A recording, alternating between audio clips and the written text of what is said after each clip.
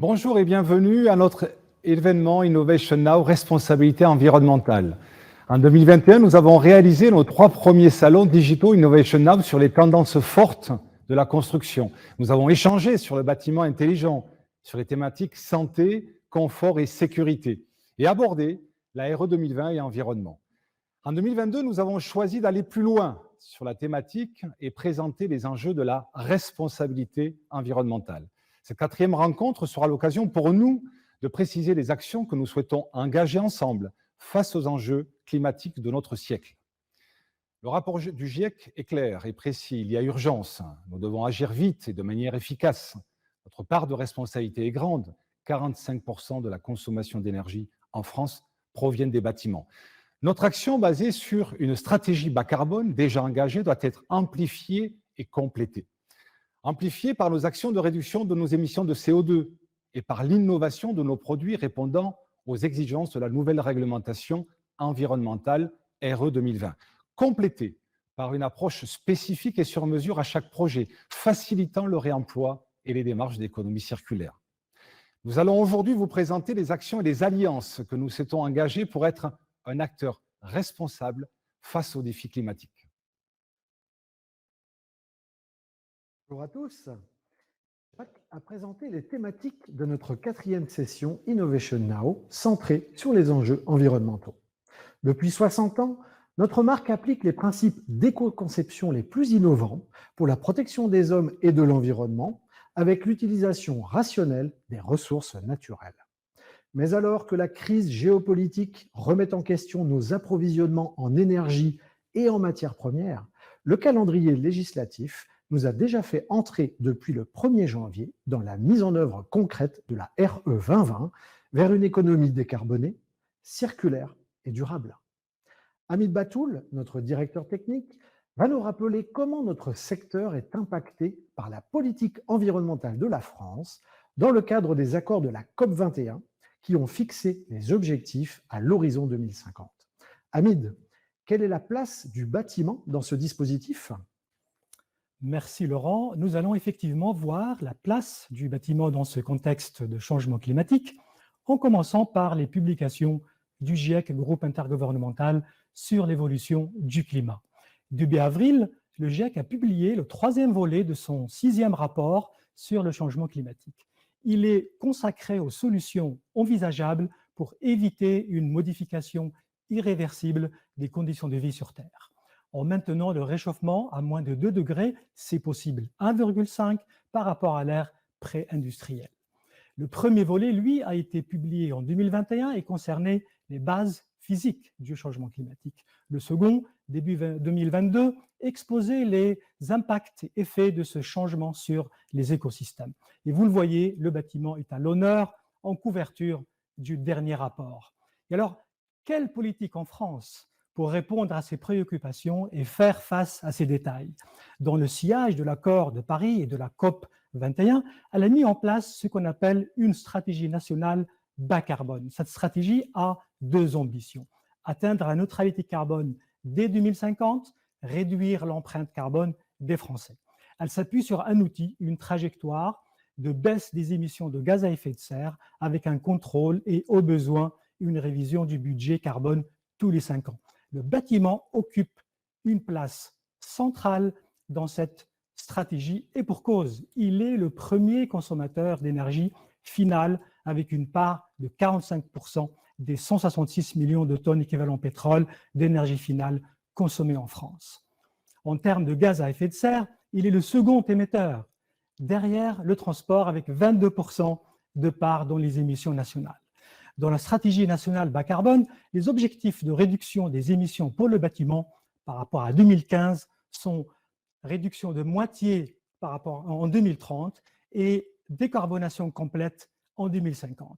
Nous le voyons donc, notre profession, concepteur de solutions, architecte, ingénieur, promoteur, menuisier et façadier, avons d'immenses défis à relever, mais le bâtiment représente un gros potentiel d'économie, d'énergie et de baisse d'émissions de gaz à effet de serre. Le secteur du bâtiment a connu de nombreuses réglementations thermiques. Cela a conduit à baisser significativement la consommation d'énergie. La dernière en date, entrée en vigueur cette année, la RE 2020, qui ajoute l'analyse du bilan carbone à la préoccupation énergétique, rend le bâtiment extrêmement performant et allégé en carbone. Une réglementation complétée par des démarches comme l'économie circulaire ou le recyclage, comme notre label, le label de notre profession, aller plus c'est moins. Donc, beaucoup d'efforts ont été faits, mais il faut faire plus. Le GIEC recommande d'aller plus loin que toutes les démarches actuelles. Il faudrait atteindre la sobriété, synonyme de maîtrise de la demande, seule solution pour respecter les limites physiques de notre planète. Dans ce cadre, c'est l'architecture qui apportera les solutions en redéfinissant l'habitat et la ville de demain. En plus de ces transitions énergétiques et environnementales en cours, le bâtiment est au cœur d'une autre transition sociétale, celle-là, dans laquelle l'architecture aussi joue un rôle central. Hamid vient de nous orienter dans la variété des dispositifs que nous devons respecter pour répondre aux défis de notre siècle. La France réglemente et incite les acteurs du secteur pour atteindre un niveau de performance énergétique de référence dans la construction et dans la rénovation du bâti. Rappelons que le plan climat fixe la neutralité carbone d'ici à 2050. En responsabilité, Chouco a pris les devants. Notre volonté est d'afficher une neutralité en carbone sur l'ensemble de notre chaîne d'ici 2040, avec une réduction de nos émissions de CO2 absolue de 30% d'ici 2025 par rapport à l'année de référence 2018.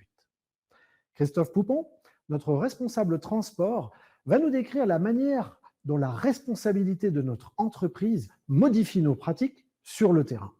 Christophe, que fait-on exactement pour soutenir notre ambitieuse démarche RSE? Merci Laurent. Poursuivons avec la démarche RSE engagée chez Chouco il y a 5 ans. La responsabilité sociétale des entreprises est définie par la Commission européenne comme l'intégration volontaire par les entreprises de préoccupations sociales et environnementales à leurs activités commerciales et à leurs relations avec les parties prenantes. En d'autres termes, la RSE, c'est la contribution des entreprises aux enjeux du développement durable, et cela sous 3 angles, économique, sociétal et environnemental. Nous avons démontré notre mobilisation et notre engagement a pris forme sur les 3 piliers de la démarche. Premièrement, sur le plan économique, nous pérennisons et développons notre activité en privilégiant la satisfaction client, la qualité de service, un partenariat étroit avec nos fournisseurs. Deuxièmement, sur le plan social, nous agissons en interne. Notre score pour la parité femmes-hommes est de 81%. La diversité, l'hygiène et la sécurité du personnel, la formation. D'autre part, nous menons également des actions humanitaires. La collecte de joie à destination du Secours populaire du Père en Yvelines, la distribution de fournitures scolaires au Maroc avec le 4L Trophy, l'envoi de containers à destination des populations touchées par les crises climatiques. Notre dernière action date du mois de mars avec l'envoi d'un container depuis l'île de la Réunion vers Madagascar avec 16 000 litres d'eau. Troisièmement, sur le plan environnemental, le calcul de l'empreinte carbone globale de notre entreprise depuis 2016 est encourageant. Notre politique porte ses fruits. Nous avons fait baisser de 56% nos émissions de gaz à effet de serre entre 2016 et 2020, avec des actions sur nos bâtiments. Des ampoules LED moins énergivores dans certains bâtiments, des chaudières basse consommation, le changement du système d'air conditionné. Notre organisation en interne du transport et de la logistique, avec un réseau de proximité. En France, Chouco mise sur un modèle économique ouvert qui favorise la prise de responsabilité entrepreneuriale, mais aussi sociétale et environnementale de ses acteurs. Au plus près des clients finaux, notre maillage du territoire avec 1 millier de partenaires Chouco réduit le transport des matériaux et développe une logistique de proximité. La mise en œuvre de nos produits est réalisée en circuit court, avec des fournisseurs proches. Notre sourcing privilégie l'Europe pour réduire les transports. Nous excluons également les processus de filage trop lourds en émissions de CO2. Le rail-route nous permet de réduire nos émissions de CO2 sur l'axe sud-est de la France. La préservation des ressources sur notre site, la valorisation de déchets avec le recyclage des emballages au magasin, bois, carton, plastique, papier. D'autre part, la création d'un point de collecte pour le recyclage des bouteilles plastiques ou aussi le recyclage des eaux usées au niveau du banc d'essai à la technique.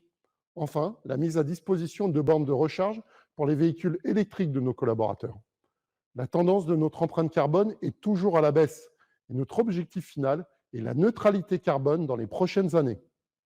J'en profite pour vous informer de l'obtention de la certification ASI, Aluminium Stewardship Initiative, niveau 2, pour un aluminium respectueux de l'environnement. Depuis 2015, Schuko est membre fondateur de l'ASI et soutient cette organisation qui rassemble les producteurs, les utilisateurs et les parties prenantes de notre industrie. Elle contrôle chaque étape de la chaîne de valeur de l'aluminium en toute transparence pour garantir sa fabrication durable et responsable. Ses priorités, la sélection des sites d'extraction, la réduction des gaz à effet de serre lors de l'extraction, de la fusion et de la production. Et enfin, le recyclage du matériau. Comme vous pouvez le constater, Schuko est pleinement engagé dans la RSE et les actions environnementales. Christophe nous a présenté des solutions que Schuko développe pour préserver les ressources dont les générations futures auront besoin. Ces 5 dernières années, nous avons fait avancer notre démarche RSE avec un changement de pratique sur notre site et dans nos modalités de transport, avec une participation encore plus active aux démarches collectives de protection de l'environnement. Plus largement, comment l'industrie de la construction peut-elle lutter contre le réchauffement climatique ? Qu'est-ce qui va être fait dans les prochaines années pour que nos bâtiments nous permettent de consommer moins et de vivre mieux? C'est François Gilardot, notre directeur général adjoint, qui va nous aider à repérer les zones sur lesquelles, tous ensemble, nous pouvons agir au mieux et au plus vite. Merci Laurent. Comme le disait Hamid dans sa présentation, le bâtiment représente 45% de la consommation de l'énergie en France. L'État met en place dans le secteur du bâtiment les conditions de la baisse de cette consommation d'énergie et de la réduction de la production des gaz à effet de serre, soit par l'incitation, soit par la contrainte réglementaire qui évolue année après année. Pour réduire la consommation d'énergie et la production des gaz à effet de serre, il faut donc agir sur, d'une part, les nouvelles constructions, d'autre part, les bâtiments existants.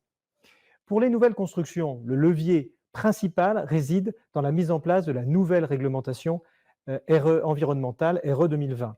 Et de ces deux volets, le volet thermique pour une solution de sobriété énergétique et le volet environnemental qui intègre l'analyse du cycle de vie tout au long de la vie du bâtiment, de sa conception à sa déconstruction.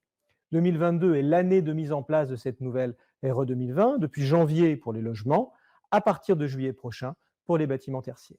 Mais chaque année, les nouvelles constructions ne représentent que 1% des logements existants et que 1,5% des bâtiments tertiaires déjà bâtis. La durée de vie moyenne des bâtiments étant estimée à environ 50 ans, nous ne pouvons pas nous contenter d'attendre le renouvellement naturel du parc immobilier. Face à l'urgence climatique, notre champ d'action majeur se situe donc dans la rénovation des bâtiments existants. Pour les logements, les aides incitant à la rénovation se succèdent. En 2020, le gouvernement a créé le dispositif MaPrimeRénov', géré par l'ANA. Cette subvention remplace l'ancien crédit d'impôt transition énergétique, CITE, et elle a été ouverte aux propriétaires bailleurs en 2021. Les contraintes réglementaires se renforcent. Le DPE obligatoire depuis 2007 pour la vente ou la location ne sera plus seulement informatif. À partir de septembre 2022, les propriétaires bailleurs ou vendeurs devront demander un audit énergétique si le DPE classe leurs biens en catégorie F ou G. D'autre part, l'immobilier tertiaire compte plus de 1 milliard de mètres carrés et produit un tiers des gaz à effet de serre. Issu de la loi Elan pour évolution du logement, de l'aménagement et du numérique, le décret tertiaire ou dispositif éco-énergie tertiaire, publié en juillet 2019, impose aux bâtiments du secteur tertiaire de faire des économies d'énergie significatives en réduisant leur consommation énergétique de leurs bâtiments de 40% d'ici 2030, de 50% d'ici 2040 et de 60% d'ici 2050. Tous les bâtiments à usage tertiaire avec une surface au sol supérieure à 1000 m² sont concernés. La rénovation des logements et des bâtiments tertiaires constitue donc le principal levier de décarbonation du bâtiment dans les prochaines années et apportera un débouché structurel pour toutes les entreprises travaillant dans l'enveloppe extérieure du bâtiment. François vient de mettre en perspective les marchés du neuf et de la rénovation. Il a rappelé l'importance de la rénovation par rapport à la marge de manœuvre plus faible que nous offre la construction neuve pour atteindre nos objectifs de sobriété. Pour décarboner notre activité dans son ensemble, nous devons reconsidérer nos méthodes constructives et veiller à l'impact carbone des matériaux que nous employons. Ne pas jeter, trier, réemployer un matériau pour prolonger son usage et éviter de fabriquer inutilement des éléments neufs. Cette démarche est-elle possible? Est-elle viable? Alexandre Krupka, notre responsable projet et promotion, va à présent nous expliquer l'intérêt d'explorer la voie du réemploi. Alexandre, tu as la parole. Et oui, depuis des décennies, Schuko agit dans ce sens en réalisant de nombreux projets de rénovation. Depuis 2020, nous participons également à des projets qui utilisent des matériaux de réemploi, issus d'anciens bâtiments déconstruits. Parmi les premiers chantiers engagés, citons Ultime à Paris avec Groupama Immobilier et ZC5 à Saint-Denis avec Bouygues Immobilier. Le réemploi promu par Schuko est une voie dans laquelle s'engagent aujourd'hui de nombreux maîtres d'ouvrage. Parmi ces maîtres d'ouvrage de référence, nous allons partager l'approche de Nacara, une filiale du groupe Tisserand, avec Pierre Dessort, directeur process, technique et transformation métier, qui va nous parler de la démarche RSE de l'entreprise et notamment de son engagement pour le réemploi. Pierre, merci d'être avec nous. Alors, quels sont les axes RSE de Nacara? À la fin des années 2000, Nacara s'est engagé dans une démarche RSE qui s'appuie sur un outil d'aide à la conception propre à l'entreprise et qui permet de développer nos ambitions sociales et environnementales sur l'ensemble de nos programmes. Nous nous employons tout particulièrement à favoriser la mixité sociale, fonctionnelle, opérationnelle sur l'ensemble de nos programmes, de manière à pouvoir les rendre accessibles au plus grand nombre.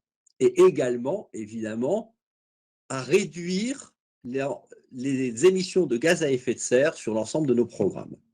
Pour ce faire, Nacara a notamment adhéré en 2021 au booster du réemploi.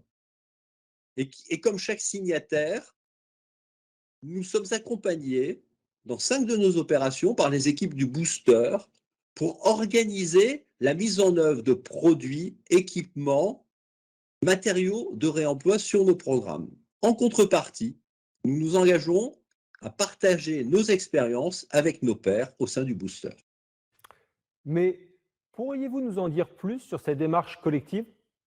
A été initiée en 2020 par Groupama Immobilier, donc investisseur, propriétaire d'immeubles, qui avait l'ambition d'intégrer dans ses réalisations des matériaux de réemploi. Pour atteindre l'objectif de massification et de faciliter l'approvisionnement dans ces matériaux, il a décidé d'entraîner des promoteurs, d'autres investisseurs, des grands comptes dans un club qui aujourd'hui regroupe 37 maîtres d'ouvrage, évidemment en mettant ensemble leurs expériences, leurs ambitions. Le booster va donc permettre de centraliser et de standardiser les besoins en matière de matériaux de réemploi, notamment dans le tertiaire, où je citerai par exemple des matériaux comme les faux planchers qui seront avantageusement réutilisés parce que peu abîmés finalement dans leurs usages précédents, des moquettes, des faux plafonds, des appareillages sanitaires, parfois des éléments de menuiserie. Pour faciliter l'approvisionnement dans ces matériaux de réemploi, puisqu'on n'a pas un sourcing naturel auprès de fournisseurs habituels, Groupama Immobilier a mis au point et mis en place une plateforme digitale, looping.immo est son nom, où l'ensemble des acteurs du réemploi au sein du booster vont déposer leurs demandes donc issues de la conception et de la réalisation des dossiers de consultation d'entreprise. Cette démarche, évidemment, en plus d'avoir un impact sur la réduction des gaz à effet de serre, va permettre également de réduire les besoins en ressources naturelles et également en eau qui sont utilisés, lors de la fabrication de ces objets initialement. Quel est l'intérêt d'une action de réemploi à grande échelle? Une telle démarche va permettre de faciliter, d'apprendre à réutiliser les matériaux de réemploi. Le booster associe dans sa démarche des assureurs, des bureaux de contrôle, des experts qui vont permettre d'aider la maîtrise d'œuvre des programmes, les maîtres d'ouvrage, l'ensemble des acteurs de la construction, à écrire des documents qui, in fine, pour l'utilisateur final, le propriétaire final, permettra d'avoir les mêmes garanties sur l'ouvrage que si les matériaux étaient neufs. Pierre, une dernière question. Au-delà de la bonne volonté des entreprises, quelles sont les mesures qui accélèrent la démarche? Deux éléments de réponse, Alexandre. Un premier élément qui est d'ordre réglementaire, donc qui est la loi AGEC, anti-gaspillage pour une économie circulaire, donc qui a instauré à partir du 1er janvier de cette année l'obligation pour tout maître d'ouvrage qui assure une démolition de plus de 1000 m² ou une rénovation significative, donc de réaliser un diagnostic des produits, équipements, matériels et déchets sur les projets. Ce diagnostic va donc définir de façon quantitative et qualitative les matériels, produits et équipements qui pourront être réutilisés sur le projet de construction qui sera réalisé sur site ou sur un autre programme immobilier, et ça par le biais d'une publication sur une plateforme qui est en cours de mise en œuvre par le CSTB, des résultats de ce diagnostic. Ensuite, il y a un deuxième élément qui complique et qui ne facilite pas l'usage du réemploi, c'est évidemment la logistique du matériau déconstruit avant son réemploi. Et donc aujourd'hui, un certain nombre de collectivités, de métropoles sont facilitateurs et tentent de mettre des moyens logistiques afin d'assurer la conservation, le stockage de ces produits entre la déconstruction et leur remise en œuvre sur les chantiers. Merci beaucoup Pierre de nous avoir exposé les axes RSE de Nacara. Ce focus de Pierre et Alexandre sur la thématique du réemploi, qui se situe tout en haut de l'échelle de la sobriété, permet de faire une transition évidente vers notre seconde thématique, le recyclage.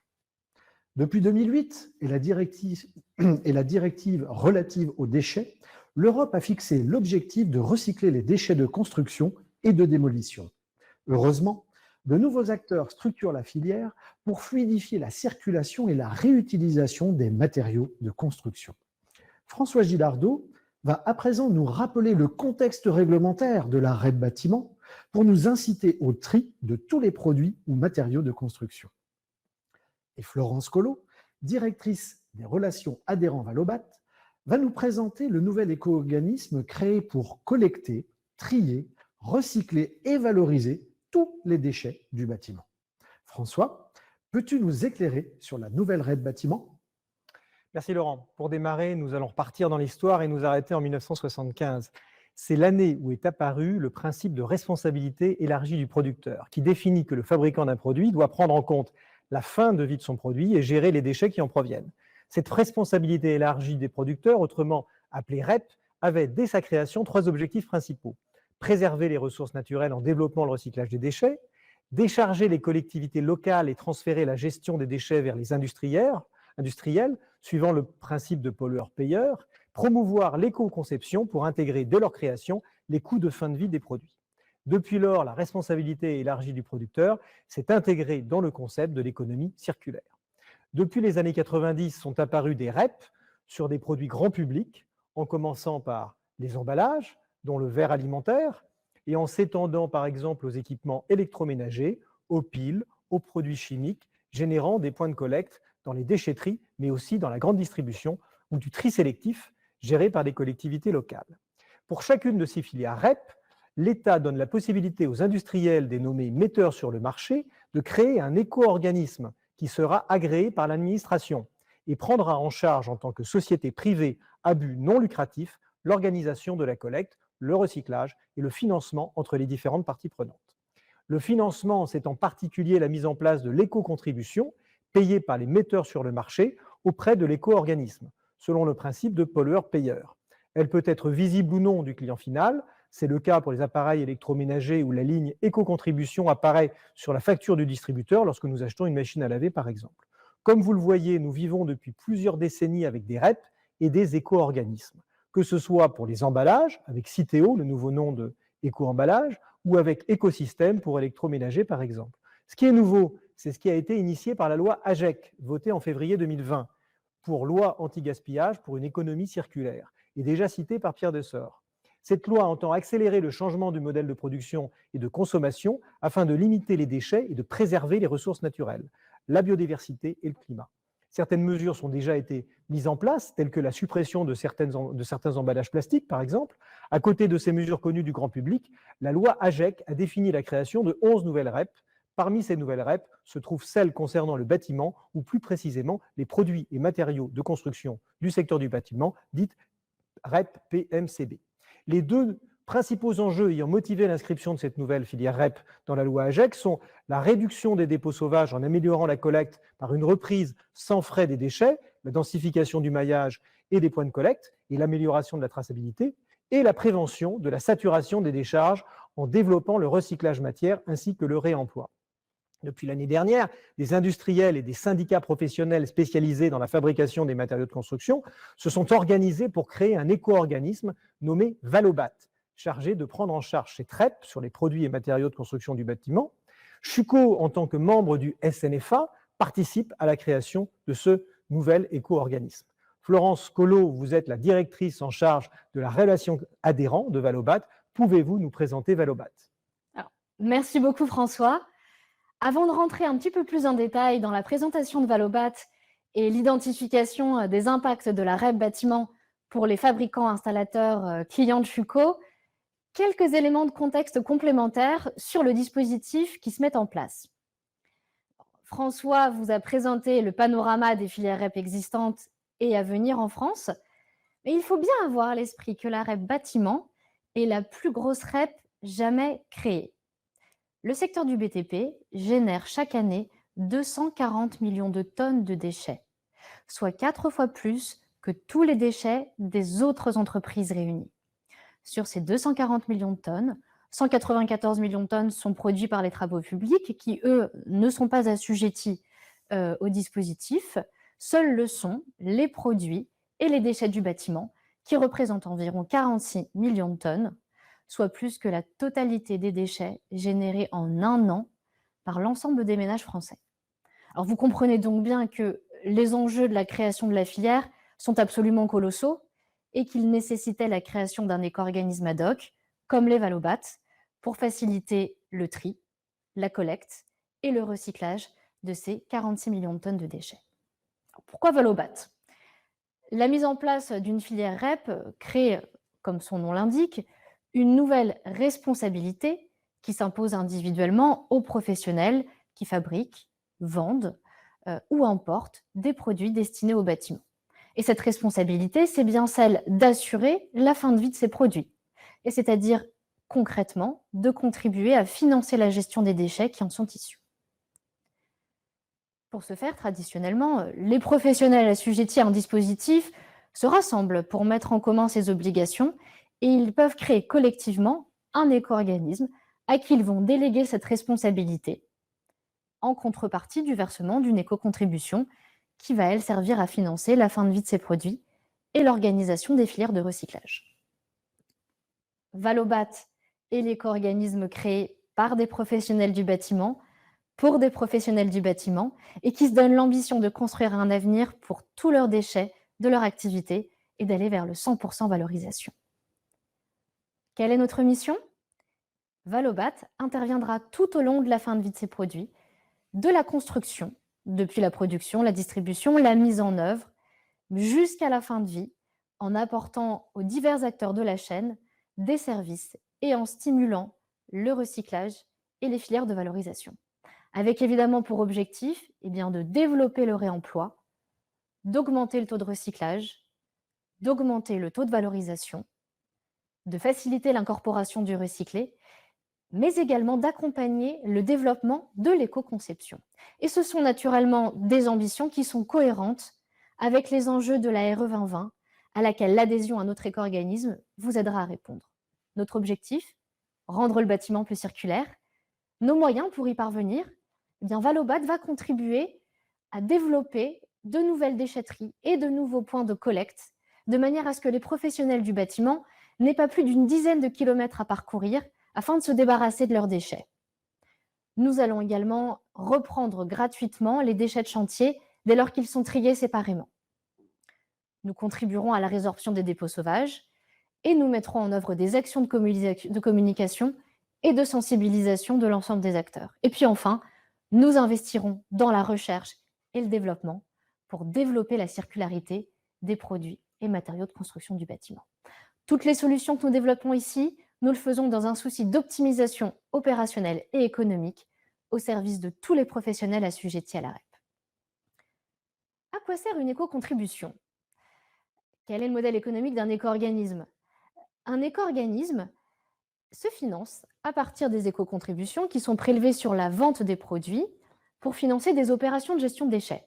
Alors, Valobat, comme tous les éco-organismes, est une société à but non lucratif. C'est-à-dire que ces recettes, les éco-contributions, viennent strictement couvrir ces charges. Alors, quelles sont-elles, ces charges? Les ordres de grandeur qui s'affichent à l'écran ne sont pas parfaitement représentatifs du modèle économique de demain de Valobat. Ils ont surtout vocation à fixer les grandes idées. Globalement, on peut retenir que les éco-contributions vont servir très majoritairement, pour environ 90% de leur montant, à financer des opérations de gestion de déchets, collecte, transport, tri, préparation des déchets en vue de leur recyclage. Puis schématiquement, les 10% restants vont correspondre à des frais généraux ou des frais imposés aux éco-organismes. 2% du budget réservé à la R&D, par exemple, des frais de communication pour également environ 2%, une contribution au financement de l'ADEME, environ 2% également, puis des garanties financières.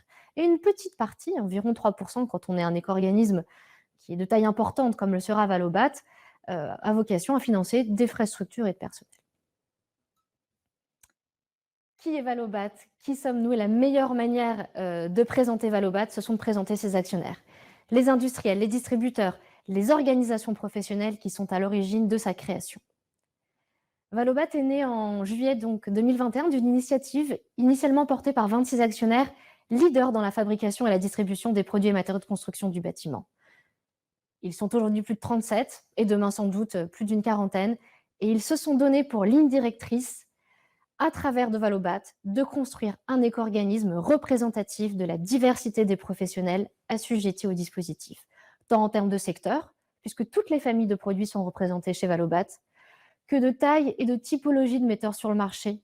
Nous retrouvons aussi bien de grands groupes, des majors internationaux, qu'une multitude de PME, au travers de l'implication des syndicats professionnels à la gouvernance de Valobat.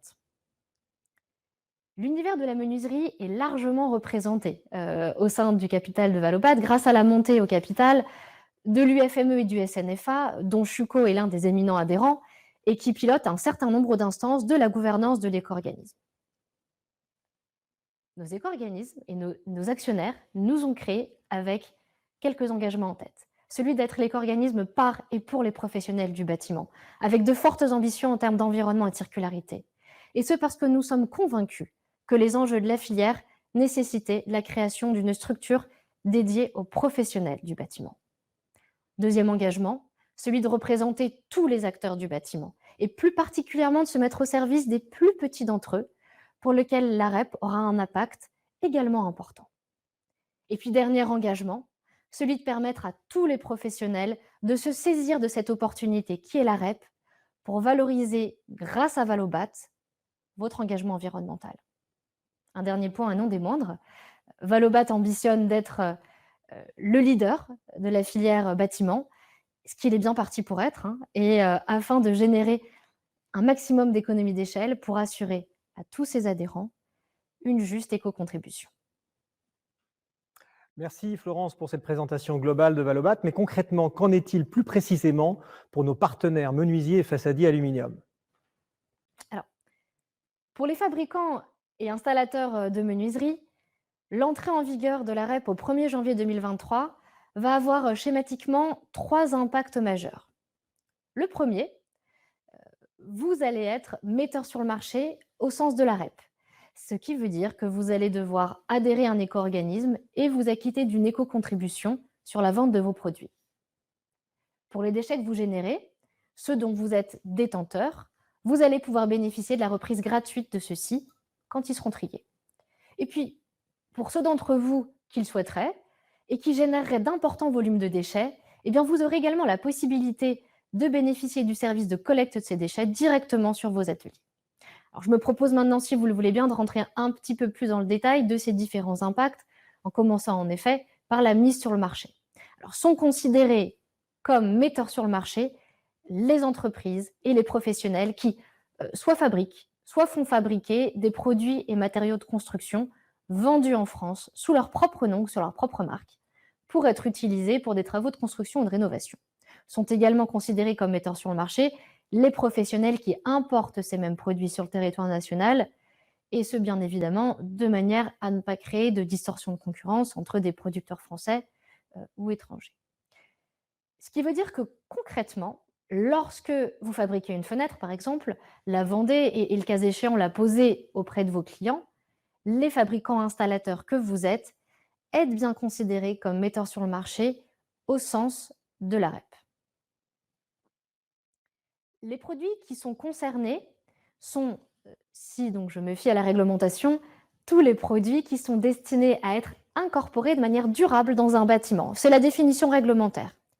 Dans le cas des menuiseries, ce sont donc les fenêtres, les portes, les façades, les vérandas, les garde-corps. Et la mise en place de la REP implique qu'au 1er janvier 2023, compté de cette date, la vente de ces produits comprenne le versement d'une éco-contribution à l'éco-organisme. En tant que metteur sur marché, vous allez donc, lors de l'année 2022, adhérer à un éco-organisme dès lors que nous serons agréés par les pouvoirs publics et donc vraisemblablement au 3e trimestre de l'année 2021, ce qui veut dire concrètement signer un contrat d'adhésion à Valobat. Vous devrez également donc déclarer chaque année les volumes des produits que vous aurez mis sur le marché. Au 1er trimestre de l'année 2023, vous serez invité à vous connecter à votre espace adhérent et à nous déclarer les quantités de produits que vous avez mis sur le marché en 2022. Aucune éco-contribution ne sera prélevée sur les mises en marché 2022. C'est bien une année blanche chez Valobat. En revanche, cette première déclaration servira à établir une base pour la facturation du prévisionnel 2023. Et puis enfin, vous vous acquitterez du paiement d'une éco-contribution. Le choix que nous avons fait chez Valobat, et ce afin de simplifier au maximum le dispositif pour nos adhérents, c'est donc bien de ne vous demander qu'une seule déclaration par an et de prélever son montant en 4 fois dans l'année, de manière donc à ne pas se constituer indûment une trésorerie au détriment de tous les assujettis au dispositif. En tant que metteur sur le marché, vous l'aurez compris, la mise en place de la filière REP se traduit donc en effet par le versement d'une éco-contribution et une charge administrative légère associée à la déclaration. Mais en tant que fabricant installateur, il y a quand même fort à parier que vous puissiez également, et sans doute même majoritairement, être bénéficiaire de ce nouveau dispositif. Grâce aux éco-contributions, nous assurons la reprise gratuite des flux triés, ce qui va concrètement contribuer à diminuer le montant de votre facture déchets. À compter du 1er janvier 2023, les menuiseries intègres ou les autres produits du bâtiment triés à la source ne vous coûteront plus 1 centime. En revanche, notre périmètre d'action est limité aux produits qui ont été commercialisés, ce qui veut dire que les chutes de fabrication générées en atelier resteront à votre charge ou à votre bénéfice si évidemment ces déchets ont une valeur positive. Et puis enfin, nous allons contribuer au développement de points de reprise de déchets, de manière à ce qu'un professionnel n'ait pas plus d'une dizaine de kilomètres à parcourir, un petit peu plus dans les zones très reculées, pour bénéficier de la reprise gratuite de ces déchets. En tant qu'éco-organisme, notre intervention, elle va consister à venir soutenir la création de centaines de points d'apport volontaires, des déchetteries publiques, des déchetteries professionnelles, mais également des points de reprise auprès des distributeurs de matériaux de construction, et ce de manière à vous fournir un service de proximité et contribuer ainsi à lutter contre les dépôts sauvages. Et puis enfin, pour ceux d'entre vous qui génèrent des volumes importants de déchets, eh bien, vous pourrez également vous inscrire à terme dans le dispositif de collecte en massifiant sur vos ateliers des déchets du bâtiment dont Valobat assurera la reprise dans les mêmes conditions. Comment se préparer à 2022 ? Eh bien, à ce stade, je vous conseille donc d'anticiper l'arrivée du dispositif en identifiant les produits que vous fabriquez et qui seront assujettis à la REP, mais également en réfléchissant à la manière dont vous comptez vous organiser en interne pour la mettre en œuvre. Comment allez-vous rassembler ces données de vente de produits pour être en capacité de les déclarer à Valobat ? Est-ce que vous allez souhaiter répercuter l'éco-contribution sur vos clients, comme la loi vous y autorise ? Et si oui, dans quelle proportion et comment ? Puis également, comment allez-vous communiquer auprès de vos clients ? Est-ce que vous voudrez rendre cette éco-participation visible sur vos documents commerciaux ou bien est-ce que vous préférez ne pas le faire ? Ce sont des questions en effet à se poser dès 2022. Vous aurez également donc dès 2022 l'occasion de vous mettre en conformité en signant un contrat d'adhésion avec Valobat dès lors que nous serons agréés par les pouvoirs publics, car c'est bien une obligation réglementaire que d'adhérer à un éco-organisme et d'adhérer dès 2022, même si, je le répète, nous faisons le choix de ne pas prélever d'éco-contributions sur les mises sur le marché de cette année. Et puis enfin, commencez dès maintenant à valoriser votre engagement auprès de vos clients en bénéficiant donc dès à présent de l'appui de Valobat pour mettre en avant votre démarche environnementale et plus généralement la faire connaître et la valoriser auprès de l'ensemble de vos parties prenantes. En attendant le lancement opérationnel de la filière, mon dernier conseil, c'est d'anticiper votre adhésion à Valobat en préadhérant dès aujourd'hui. Préadhérer à Valobat, c'est avoir l'assurance d'être informé de l'évolution de la REP bâtiment en temps réel. C'est l'assurance de rester dans une boucle d'information à l'issue du webinaire organisé aujourd'hui par Schuko et ce de manière à anticiper l'ensemble des impacts. La préadhésion à Valobat, elle est aussi simple que rapide. Elle est gratuite puisque nous ne financerons exclusivement et à compter de 2023 par des éco-contributions. Et elle est sans engagement. Vous restez libre d'adhérer ou non dès lors que nous serons agréés par l'État. Alors pour préadhérer, eh bien, je vous invite à vous rendre sur notre site internet www.valobat.fr et à cliquer sur préadhérer pour rejoindre dès à présent une communauté de centaines de professionnels qui se fédèrent autour de Valobat. Et puis enfin, pour répondre à toutes vos questions, vous accompagner dans votre réflexion, mais aussi vous aider à mieux identifier les impacts précis de ce dispositif sur votre société, vous pouvez dès à présent contacter nos conseillers ou solliciter l'appui de Stéphanie Jacob, notre experte menuiserie. Quant à moi, eh bien, il ne me reste plus qu'à remercier Schuko pour son invitation et à vous remercier pour votre écoute, en espérant vous retrouver très prochainement chez Valobat. Merci Florence et François pour ces explications très claires. En dessinant le paysage réglementaire de notre secteur, nous nous apercevons que notre plan de relance économique est indissociable de notre transition énergétique, écologique et sociétale. C'est pourquoi nous vous avons présenté les acteurs avec lesquels nous avançons pour activer les leviers du réemploi et du recyclage. Concrètement, nous invitons les partenaires Schuko à faire la démarche de préadhésion à l'éco-organisme multimatériaux Valobat et bénéficier d'un accompagnement global. Adhérer à Valobat, c'est la garantie de transférer les obligations qui vous incombent dans le cadre de la REP bâtiment. Vous serez pris en charge et guidé dans toutes vos déclarations liées à la REP. Je laisse à présent la parole à Jacques Liados pour la conclusion de cette rencontre et vous souhaite, pour ma part, une excellente journée. Je remercie les intervenants extérieurs, Madame Collot, directrice des relations adhérentes de Valobat, Monsieur Dessort, directeur process technique et transformation métier de Nacara, pour avoir présenté leur initiative et nous permet de créer ensemble de nouvelles solutions. Schuko articule sa responsabilité environnementale autour de 3 axes. La prise de conscience nécessaire. Le rapport du GIEC a bien décrit la situation. Il nous engage et nous impose d'agir. Membres du club de l'amélioration de l'habitat, nous avons conscience que la rénovation de l'habitat est une nécessité.